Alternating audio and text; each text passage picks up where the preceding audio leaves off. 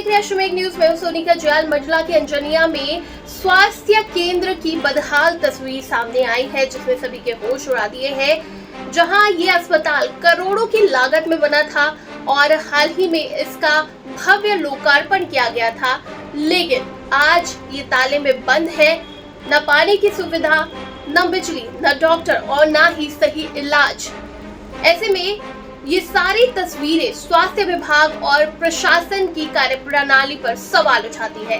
आप भी देखिए ये खास रिपोर्ट। लोकार्पण करना, जहाँ पे हमारा ऐसा 10-15 गांव के जो केंद्र बिंदु है, जैसे कि यदि अंजनिया में हम कहें तो ये बहुत ही महत्वपूर्ण क्षेत्र है, जहाँ पे हमारे क्षेत्र के समस्त भाई बहने यहाँ पे आकर के इस मंदिर में अपना बीमार होकर के आएंगे और यहाँ से स्वस्थ होकर के मुस्कुराते हुए जाएंगे।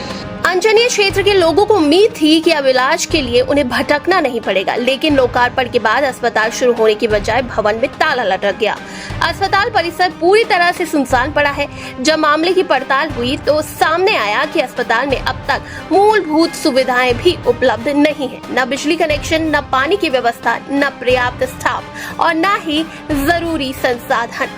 सबसे बड़ा सवाल ये है कि जब अस्पताल संचालन की स्थिति में ही नहीं था तो आखिर उसका लोकार्पण किया क्यों गया? क्या सिर्फ मंच सजाकर, फीता काटकर जनता को गुमराह किया गया? लोकार्पण बिल्डिंग जो है तैयार हो गई थी।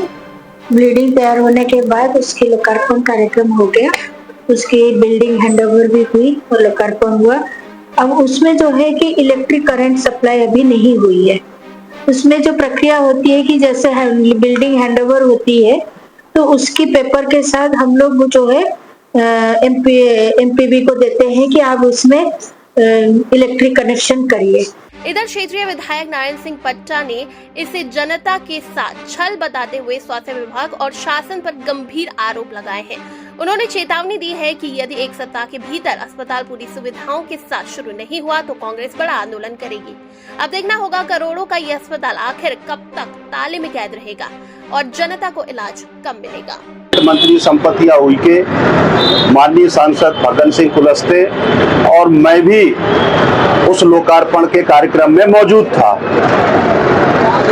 और उसका लोकार्पण किया गया। लोकार्पण के पश्चात ये भी कहा गया कि कल से ये हॉस्पिटल जनता के लिए संचालित होगा।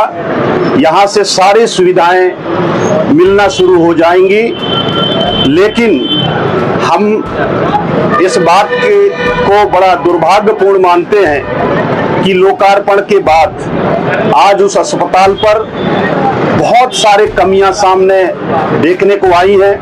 वहां पर पेयजल की सुविधा नहीं है, वहां पर बिजली की सुविधा नहीं है, वहां पर बेड की सुविधा नहीं है, वहां दवाइयों की सुविधा नहीं है, वहां स्टाफ की कमी है, डॉक्टर की कमी है।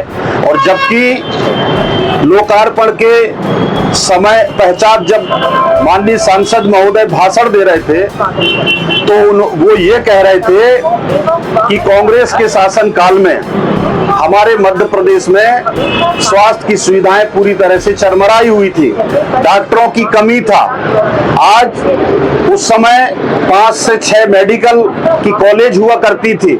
आज के स्थिति में यह मध्य प्रदेश में मेडिकल कॉलेजों का अंबार हो चुका है और डॉक्टरों की पूरी भरमार है। लेकिन मैं उनके बयान को याद दिलाता हूं कि आज चाहे हमारे मंडला जिले का जिला चिकित्सालय हो, चाहे हमारे विकासखंड के सभी सामुदायिक स्वास्थ्य केंद्र हो, स्टाफ की कमी है, डॉक्टरों की कमी है, दवाइयों की कमी है, बेड की कमी है और सारे चिकित्सा से संबंधित अभी मैंने हमारे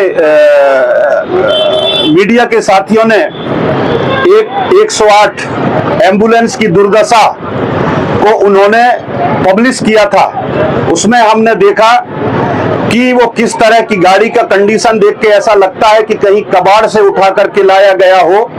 जरा देखिए, यहाँ पर इस तरह की स्वास्थ्य की सुविधाएं हैं। मैं निश्चित रूप से प्रशासन के लोग भी वहां पर मौजूद थे, हमारे कलेक्टर महोदय मौजूद था। मैं याद दिलाना चाहता हूं कि यदि अगर 15 दिन के अंदर अगर वो सामुदायिक स्वास्थ्य केंद्र संचालित नहीं होता सारी सुविधाएं वहां पर नहीं दी जाती हैं, तो निश्चित रूप से वहां के जनता के साथ, वहां के लोगों के साथ हम पुनः इस बात को प्रशासन के समक्ष रखेंगे और जरूरत पड़ेगी तो सड़क से लेकर के सदन तक हम आवाज को उठाएंगे।